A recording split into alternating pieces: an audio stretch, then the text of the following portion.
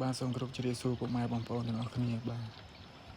មានភាគច្រើនបងប្អូនក៏តែងតែព្រួយបារម្ភរឿងការដឹងជូនបាទតាមផ្ញើតាមខេត្តតាមអីចឹងបងប្អូនបាទ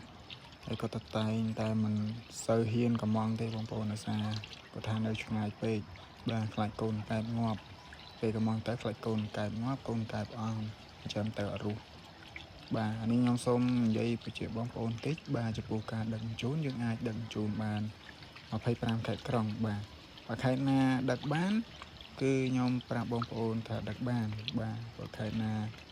យើងដឹកជញ្ជូនអត់បានទេក៏ខ្ញុំអត់ដាក់ផ្ញើជូនបងប្អូនដែរបងប្អូនមិនបាច់ភ័យបារម្ភទេបើសិនជាខេត្តណាដែលខ្ញុំធ្លាប់ផ្ញើទៅដល់ហើយវាអត់មានបញ្ហាអីទេអាហ្នឹងខ្ញុំនឹងដាក់ជូនបងប្អូនហើយបងប្អូនមិនបាច់បារម្ភទេហើយខាងខ្ញុំក៏មិនលក់ឲ្យបងប្អូនយកទៅងាប់មានបញ្ហាពេលដឹកជូនងាប់គឺកងកែបខ្សោយឲ្យបងប្អូនយកចិញ្ចឹមអត់មានកម្លាំងអត់មានអីហ្នឹងអត់មានទេបងប្អូនបាទគឺមុននឹងយើងដាក់ទៅគឺយើងដឹងទីតាំងបងប្អូនហើយថាយើងដឹកបានឬក៏អត់បានដោយសារពួកយើងធ្លាប់ផ្ញើទៅខេត្តច្រើនបើមិនអញ្ចឹងទេគឺយើងដាក់តលាក់ឲ្យដៃគូបាទដៃគូនៅតាមបណ្ដាខេត្តផ្សេងហ្នឹងគឺខ្ញុំតលាក់ឲ្យគាត់ដាក់ឲ្យបងប្អូនបានអញ្ចឹងបងប្អូនមិនបាច់ព្រួយបារម្ភរឿងកូនកែបបាទថាផ្ញើមិនដល់ទេបងប្អូនបាទបើខាងខ្ញុំផ្ញើមិនដល់ក៏ខ្ញុំមានដៃគូ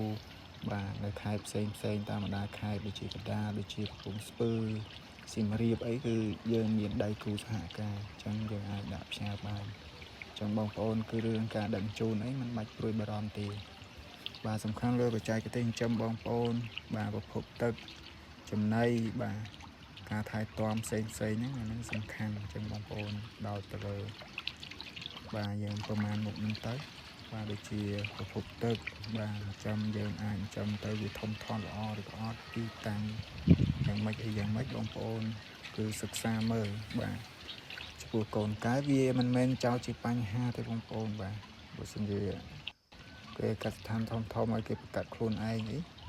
អានឹងវាអត់មានបញ្ហាទេកុំឲ្យទៅយកចូលមកពីក្រៅឬក៏